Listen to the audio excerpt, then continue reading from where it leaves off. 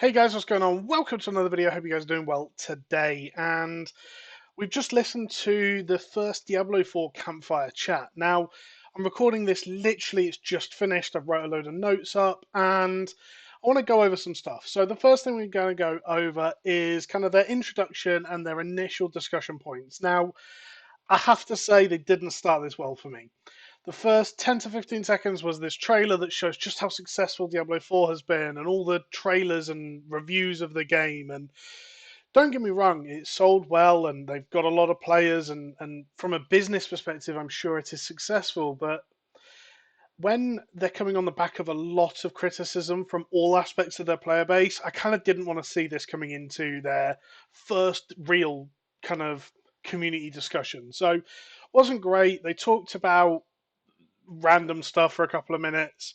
They talked about how they had a really great game and a great launch, and they're happy with both. They're currently working on kind of seasons as well as expansions. They noted very specifically there was a plural to expansions. They've also reminded us it's only been really 10 days since it came out, and actually, that's quite a short period of time. Now, they also described what they consider and how they describe a hotfix. Now, a hotfix to Blizzard is something that's been tested, QA team tested, that's either server side or server side code or data and doesn't break anything else. So it's something that has been tested, they know is going to work and can be just a quick band aid fix.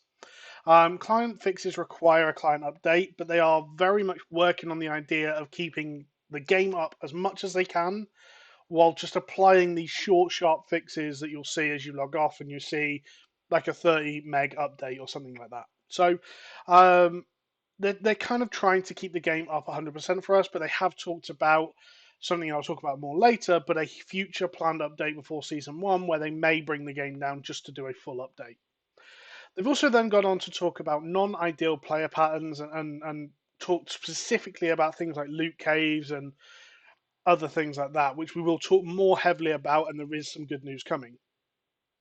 They also talked about the idea of buffing and nerfing classes, and how nerfing one build to be more in line with where they want game balance to be can really be better in a lot of scenarios than buffing all other builds to match. Their philosophy is improve the things that aren't working, and it is time for some buffs. So good news in that front. We are expecting that there could be some buffs coming.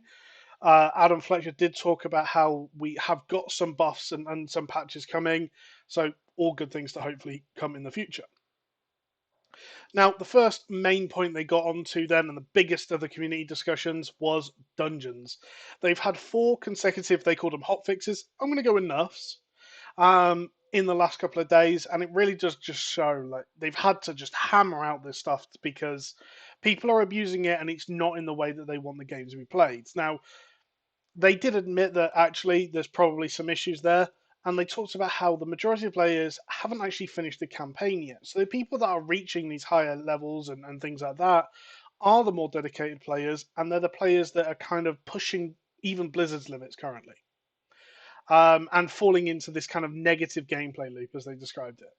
So they wanted Nightmare Dungeons to be rewarding and replayable with kind of just be that end game farm content. So they're going to increase the XP from Nightmare Dungeons. But one of the points they made, so this in itself is very, very good, and it makes Nightmare Dungeons much more efficient, hopefully with much more density, because that's what we want to see. I'd be completely okay with them leaving the XP the same, but just adding more mobs. That would feel more fun. That in itself is very positive. One of the things they did talk about is how some nightmare dungeons are right next to the waypoint, some of them are miles away, and they would have to factor that in. So the other fix that they're coming to or trying to bring is sigils teleporting you to the dungeon. Now this removes travel time, and it allows the devs to balance nightmare dungeons based on the length of them rather than any other external factors. Both of these are very, very, very solid changes, and I'm happy to hear both of them. Their plan is to get this in before season one launch, and they've said around a month ish. I'm expecting around 40 days away. So let's talk about the next one, hotfixes. So there's at least a couple of hotfixes coming, and they've talked about very specific bugs and things that they'd like to get fixed. They've also talked about one major client patch coming before season one, whether that's in preparation for season one or just as a general thing, and then we'll have updates for season one as well. We don't quite know yet. They've done 11 hotfixes currently as it stands in 10 days, with more coming. So they are really trying to make the game work. And I think it just to show how fast paced the game has moved in that 10 days. So one of the bugs they specifically talked about was the Necro played corpse explosion and how it is a confirmed bug. There is an upcoming fix, and the fix is likely to, aside from just reducing the opacity of it, is working on their ground order. So explosives will always be on top, frozen will always be on top. So you can always see the negative stuff, and the positive stuff will be underneath it.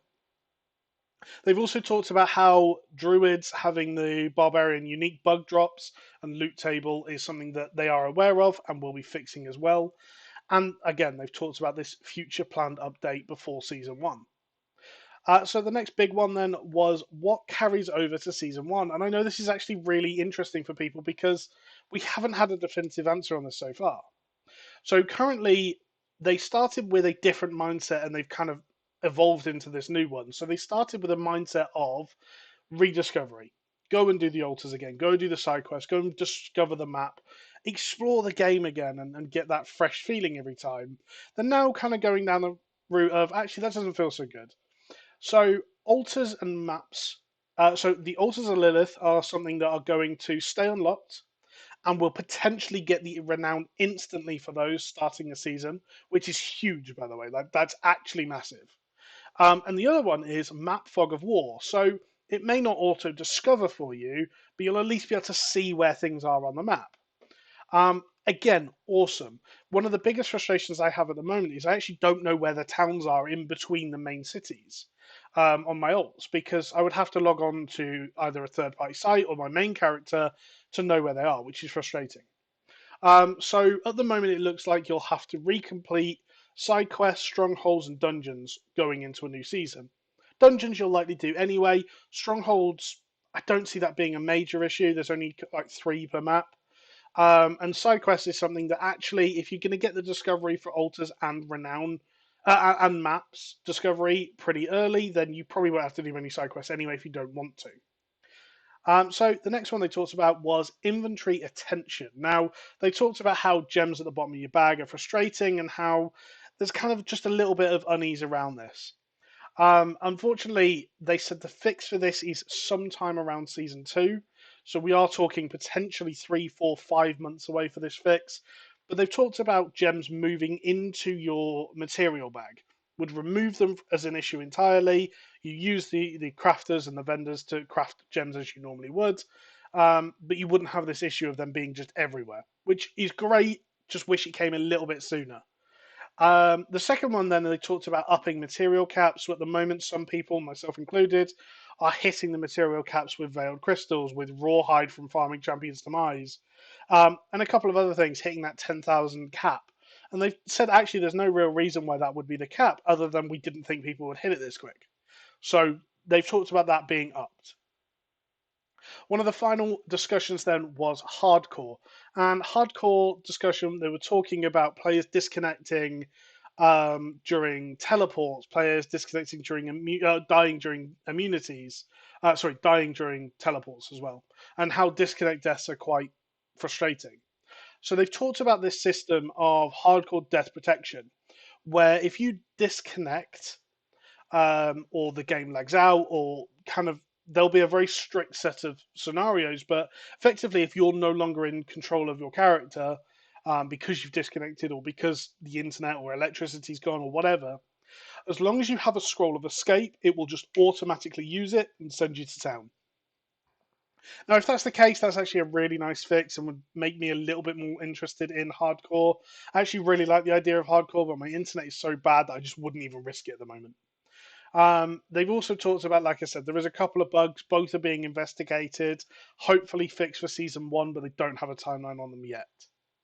And the final extra bits that they talked about was a resistance discussion, how resistances feel less valuable than they'd like them to be. And it's part of this whole kind of complex system to calculate defenses. And it's going to take some time for them to get that right. So they've talked about season 2 for that.